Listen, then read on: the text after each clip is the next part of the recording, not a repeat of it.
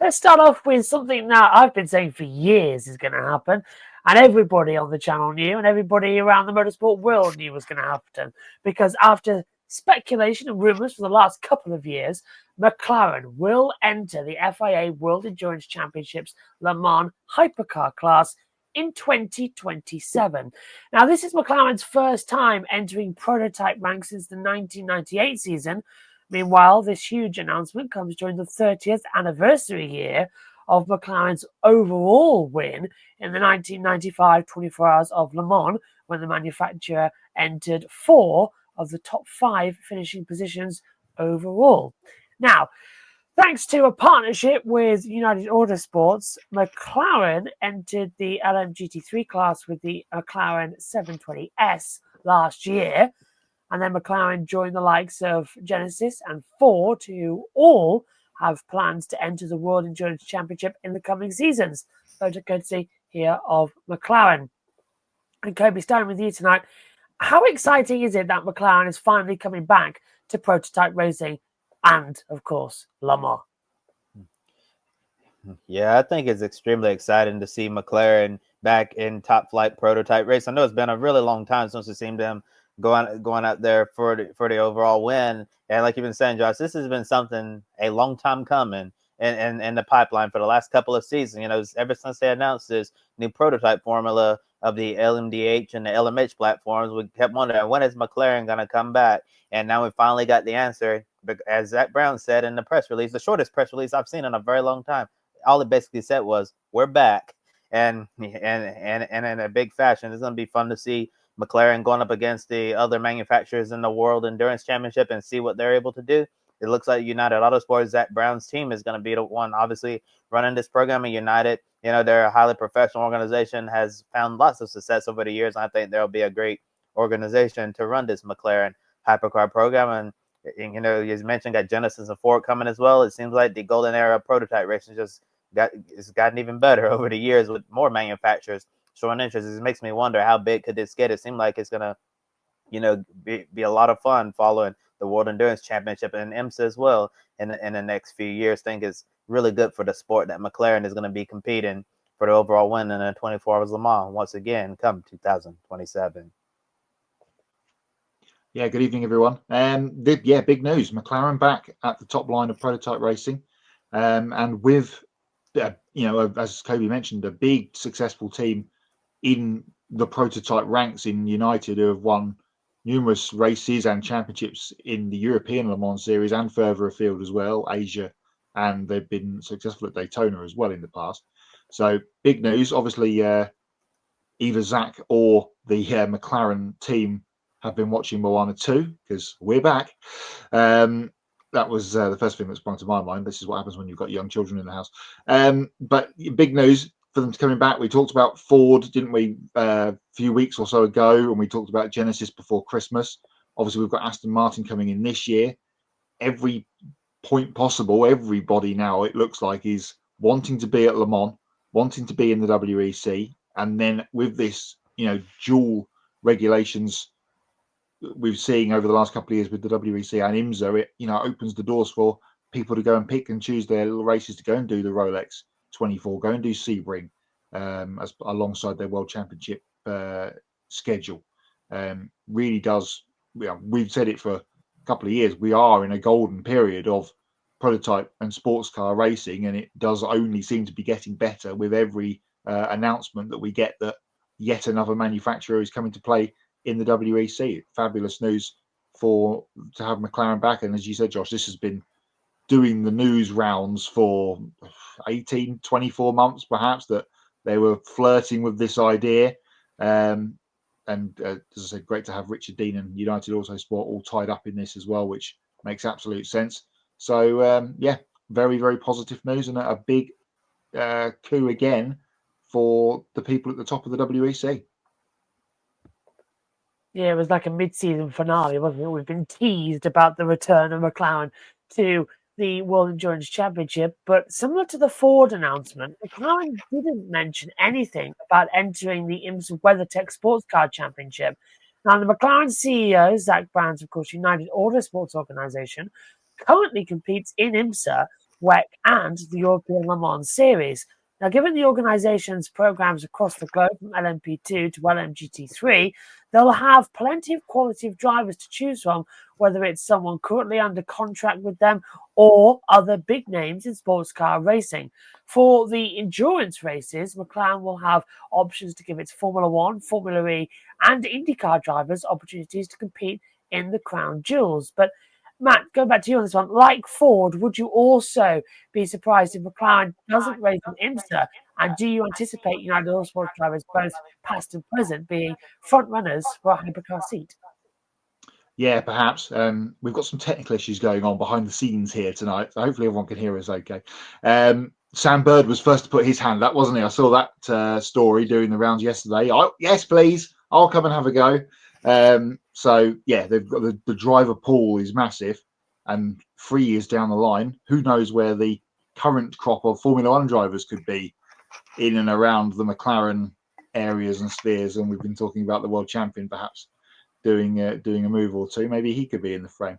Could they be racing in IMSA? I mean, it's open. We've seen Lamborghini sort of dovetail both last year, and now they've gone just to do IMSA this year because the WEC you have to have 2 entries, and when they've only got 1 car at Lamborghini, so they're sticking with their IMSA program for this season at the very least. But it would be great to see.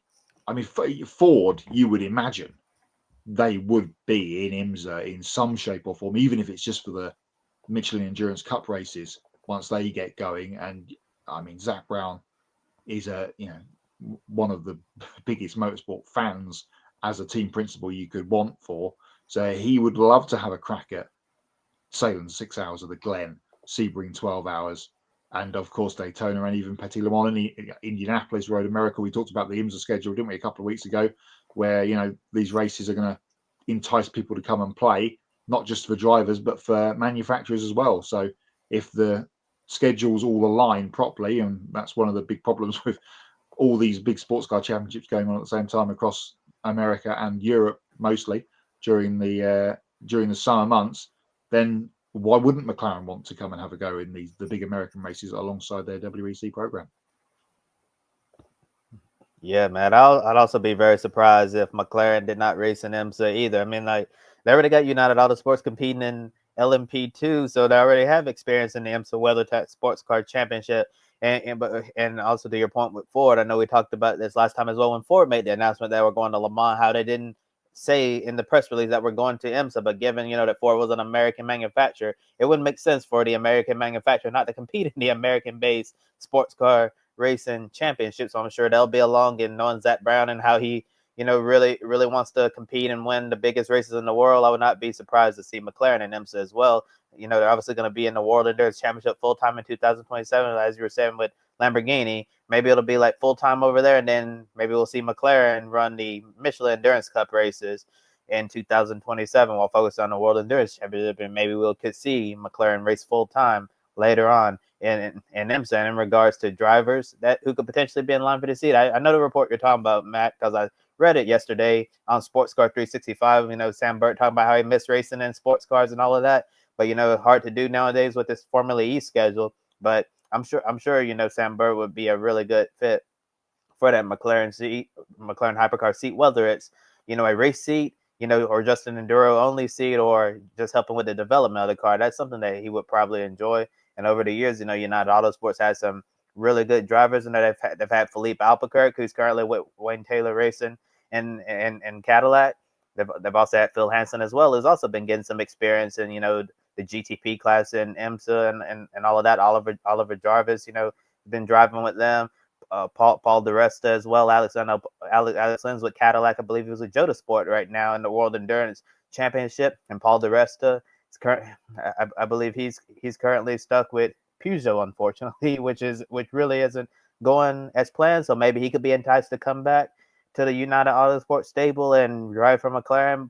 But yeah, there's a lot of options of who could potentially drive this car full time. But thinking about some of the big marquee endurance racing events on the calendar, not just the 24 Hours of Le Mans, but the Rolex 24 at Daytona, the Mobil 1 12 Hours of Sebring, the Salem 6 Hours of the Glen.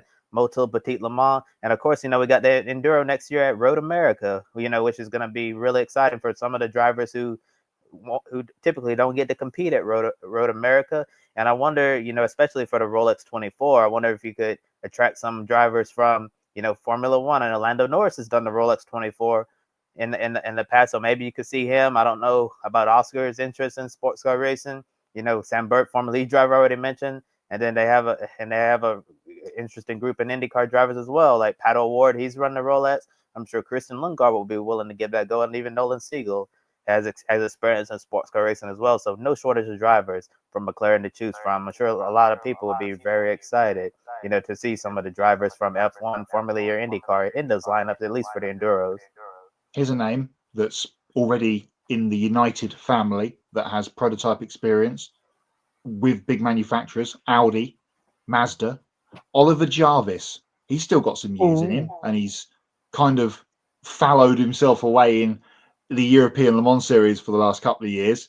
Could he? Yeah, he'd be a great man to have with some big manufacturer experience in that team. Maybe obviously McLaren will want at least one British driver in the team, maybe more.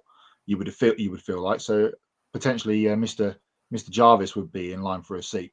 But you mentioning United, Kobe, just sprung that to mind. Hello to Omi, who's watching on.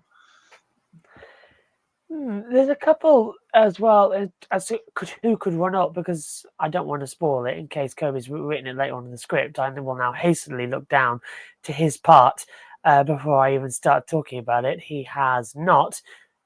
Good. So we had the news that yesterday James Barclay is leaving as team principal at Jaguar in Formula E.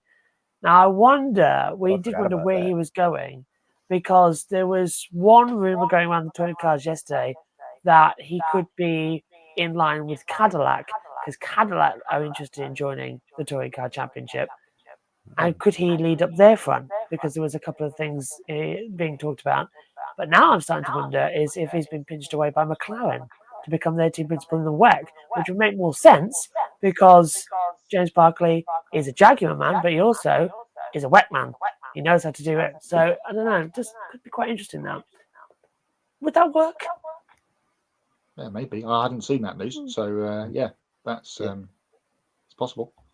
We had people talking about it. Go, Gabby. Yeah, I think I saw that on the media outlet called The Race. I think they were the first ones to report it. I don't think it's been announced by Jaguar officially that he's leaving their Formula E program. So, but I trust The Race's reporting because they're extremely credible media outlets. So I'm pretty sure that's going to be announced, within, a short-term future.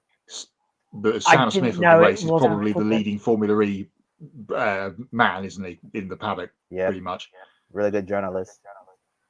Cadillac is joining F1 in the next few years. Well, I can sort of confirm, by the way, what The Race are reporting, because I got told by Pico, and then I got the email as well. So maybe it hasn't been announced just yet, but it is true. So, yeah. Oh, well, there we go. We can confirm the racing story. People in the 21st century want source. It's a Grid Tonight exclusive. Yeah, I can confirm that. I didn't know that was public knowledge. That's what you get when you hang around with journalists and you don't get told that.